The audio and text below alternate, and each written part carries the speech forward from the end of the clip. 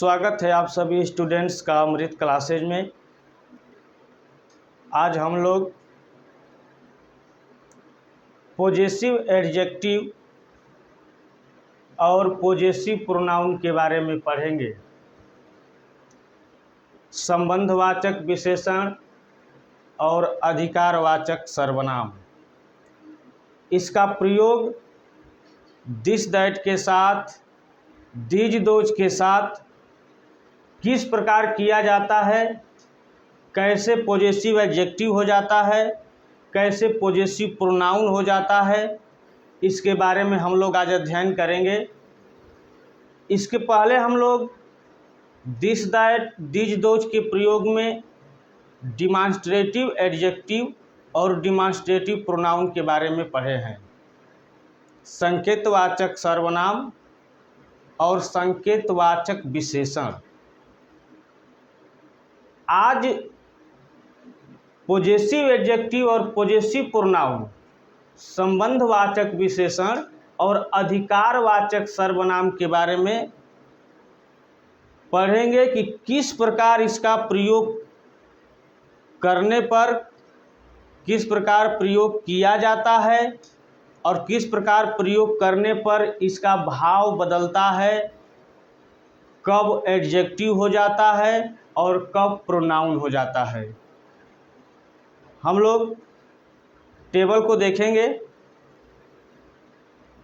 Nominative case, possessive case, objective case. Nominative case का मतलब कर्ता कारक, पॉजेसिव केस का मतलब संबंध कारक और ऑब्जेक्टिव केस कर्म कारक। नॉमिनेटिव केस के अंतर्गत जितने भी हमारे सब्जेक्ट्स हैं वो नॉमिनेटिव केस कर्ता कारक के अंतर्गत आते हैं। और पॉजेसिव केस में दो भाग होता है, एक पॉजेसिव एडजेक्टिव होता है और एक पॉजेसिव प्रोनाउन होता है। पॉजेसिव एडजेक्टिव संबंध बतलाता है और पॉजेसिव प्रोनाउन अधिकार बतलाता है। पॉजेसिव एडजेक्टिव से क्या होता है? संबंध प्रकट करता है। और पॉजेसिव प्रोनाउन क्या बतलाता है? अधिकार बतलाता है। किसी वस्तु का किसी नाउन से जब संबंध स्थापित हो तो वहाँ पॉजेसिव एडजेक्टिव का प्रयोग करते हैं। और यदि किसी नाउन से किसी वस्तु से संबंध न स्थापित हो बल्कि उस पर अधिकार जमाता हो तो वह पॉजेसिव प्रोनाउन होता है। ध्यान से देखेंगे। आई का पॉजेसिव एडजेक्टिव माई होता है और पॉजेसिव प्रोनाउन माइन होता है और इसका ऑब्जेक्ट मी होता है। वी का पॉजेसिव एडजेक्टिव आवर होता है और इसका पॉजेसिव प्रोनाउन आवर्स होता है और इसको ऑब्जेक्टिव केस में हम अस के रूप में रखते हैं, मतलब ऑब्जेक्ट में अस। सीधा समझेंगे, आई का ऑब्जेक्ट मी होता है और वी का ऑब्जेक्ट अस होता है। यू का पॉजेसिव एडजेक्टिव योर और पॉजेसिव प्रोनाउन योर्स होता है और यू का ऑब्जेक्ट यू होता है। यू सब्जेक्ट भी होता है और यू ऑब्जेक्ट भी होता है। ही का पॉजेसिव एडजेक्टिव हीज और इसका पॉजेसिव प्रोनाउन भी हीज होता है और इसका जो ऑब्जेक्ट होता है ही का हिम होता है। ही का ऑब्जेक्ट क्या होता है? हिम। और ही का पॉजेसिव एडजेक्टिव हीज। ही का पॉजेसिव प्रोनाउन हीज। हीज एक ऐसा प्रोनाउन है जो पॉजेसिव एडजेक्टिव के रूप में भी प्रयुक्त होता है और पॉजेसिव प्रोनाउन के रूप में भी प्रयुक्त इसका करते हैं। हीज एक ऐसा प्रोनाउन है जिसका प्रयोग पॉजेसिव एडजेक्टिव और पॉजेसिव प्रोनाउन दोनों रूपों में करते हैं और ही का ऑब्जेक्ट जो होता है हिम होता है। सी मीन्स वह, इसका प्रयोग स्त्री के लिए होता है। तो सी का पॉजेसिव एडजेक्टिव हर और पॉजेसिव प्रोनाउन हर्स होता है। और इसका ऑब्जेक्टिव केस में, जिसे हम ऑब्जेक्ट कहते हैं, सी का ऑब्जेक्ट हर होता है। सी का ऑब्जेक्ट भी हर होता है और पॉजेसिव एडजेक्टिव भी हर होता है, लेकिन पॉजेसिव प्रोनाउन में हर्ष होता है। ईट, ईट का प्रयोग हम निर्जीव वस्तुओं के लिए करते हैं। इसका हिंदी में अर्थ वह भी होता है, यह भी होता है। वह, यह, ईट का हिंदी में अर्थ है यह निर्जीव वस्तुओं के लिए होता है, छोटे छोटे प्राणियों के लिए होता है। जो जीवित प्राणी छोटे हैं, जैसे बर्ड हो गया, पेंसिल हो गई, मतलब छोटे छोटे वस्तुओं और प्राणियों के लिए ईट का प्रयोग करते हैं। और इसका पॉजेसिव एडजेक्टिव ईट्स होता है। ईट का पॉजेसिव एडजेक्टिव ईट्स, और इसका पॉजेसिव प्रोनाउन नहीं होता है, इसका ऑब्जेक्ट भी नहीं होता है। ईट का ऑब्जेक्ट नहीं होता है, पॉजेसिव प्रोनाउन नहीं होता है, और इसका केवल पॉजेसिव एडजेक्टिव ईट्स होता है। जहाँ पर इसका प्रयोग नहीं है वहाँ पर क्रॉस किया गया है। पॉजेसिव प्रोनाउन ईट का नहीं है तो यहाँ पर क्रॉस है। ईट का ऑब्जेक्ट नहीं होता है तो यहाँ पर भी क्रॉस किया गया है। दे, दे का पॉजेसिव एडजेक्टिव देयर और पॉजेसिव प्रोनाउन देयर्स होता है, और इसका ऑब्जेक्ट देम होता है। दे का पॉजेसिव एडजेक्टिव देयर और पॉजेसिव प्रोनाउन देयर्स, और दे का ऑब्जेक्ट होता है देम। एग्जाम्पल से हम लोग समझेंगे कि कैसे पॉजेसिव एडजेक्टिव होता है प्रोनाउन और कैसे पॉजेसिव प्रोनाउन हो जाता है। प्रयोग से देखेंगे। यह मेरी गाय है, यह मेरी गाय है। This is my cow. My possessive adjective है, तो दिस इज माई काऊ। दूसरे एग्जाम्पल में, यह गाय मेरी है। पहला एग्जाम्पल में था यह मेरी गाय है, तो इसमें पॉजेसिव एडजेक्टिव का प्रयोग हुआ। दूसरे एग्जाम्पल में यह गाय मेरी है, तो इसमें अधिकार दिखा रहा है, तो यहाँ पॉजेसिव एडजेक्टिव नहीं बल्कि पॉजेसिव प्रोनाउन का प्रयोग करेंगे। और एक बात कि कैसे हम समझेंगे कि इसमें पॉजेसिव एडजेक्टिव का प्रयोग करना है और इसमें पॉजेसिव प्रोनाउन का प्रयोग करना है, कैसे इसको समझेंगे?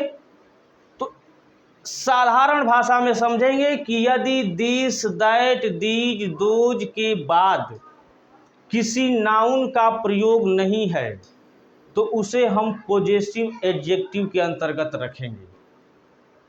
यदि दिस, दैट, दीज, दोज के साथ किसी नाउन का प्रयोग है, दिस के साथ काऊ का प्रयोग है, हिंदी में यह गाय एक साथ है, लेकिन ऊपर वाले एग्जाम्पल में यह मेरी गाय है, यह फर्स्ट फ्रंट पर है और गाय वाक्य के अंत में है।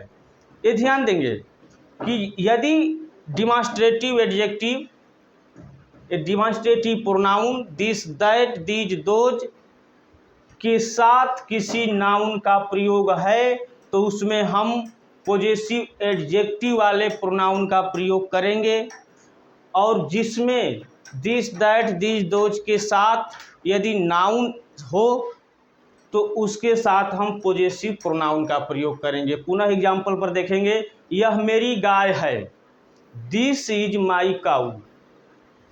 यह गाय मेरी है, दिस काऊ इज माइन। इसमें पॉजेसिव प्रोनाउन का प्रयोग क्यों हुआ है?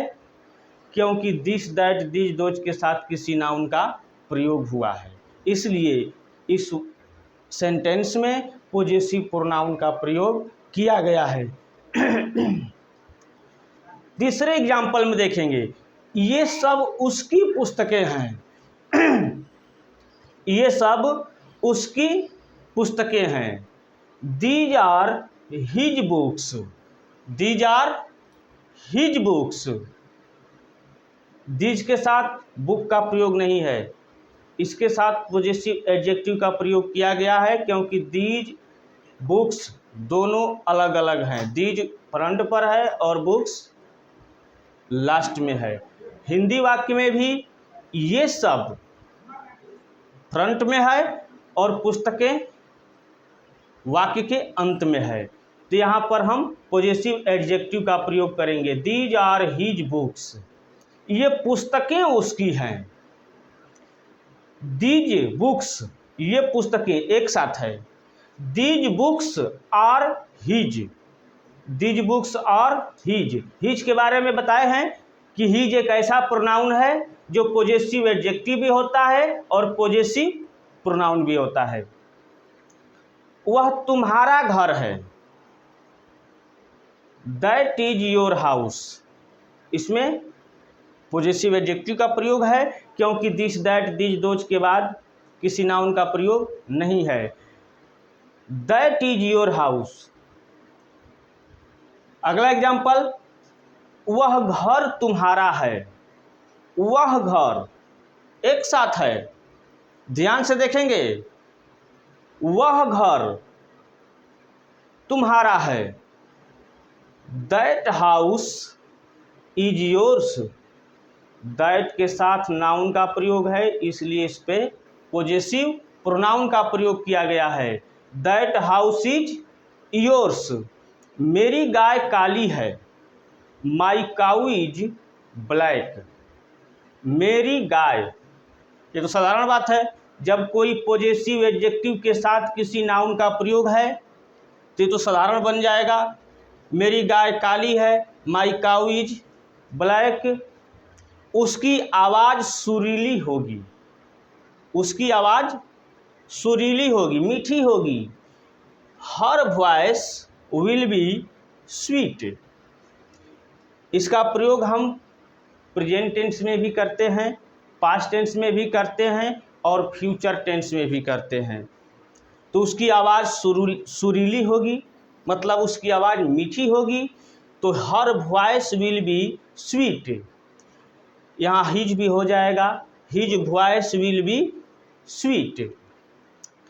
अब इसको ध्यान से देखेंगे, डिमॉन्स्ट्रेटिव एडजेक्टिव में किस प्रकार इसका प्रयोग होता था और पॉजिटिव एडजेक्टिव और पॉजिटिव प्रोनाउन में जो है दिस, दैट का प्रयोग कैसे हुआ है। एक बार डिमॉन्स्ट्रेटिव एडजेक्टिव को देखेंगे, पढ़ेंगे। एक बार पॉजिटिव एडजेक्टिव और पॉजिटिव प्रोनाउन को पढ़ेंगे।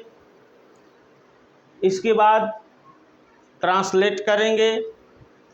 हमेशा मैं बोलता हूं कि अपना वोकैबुलरी तैयार रखिए। जब तक मीनिंग पावर अच्छा नहीं रहेगा तब तक ट्रांसलेट करने में परेशानी होगी। इसलिए मीनिंग पावर को बढ़ाइए और ट्रांसलेट कीजिए। नियम को हमेशा देखते रहिए, ट्रांसलेट करते रहिए, ये आपके जुबानी हो जाएगा। इसमें इसके आधार पर जितने भी पॉजिटिव एडजेक्टिव प्रयुक्त होंगे, पॉजिटिव प्रोनाउन प्रयुक्त होंगे, इसी के आधार पर हम पढ़ेंगे और उसको समझेंगे, ट्रांसलेट करेंगे।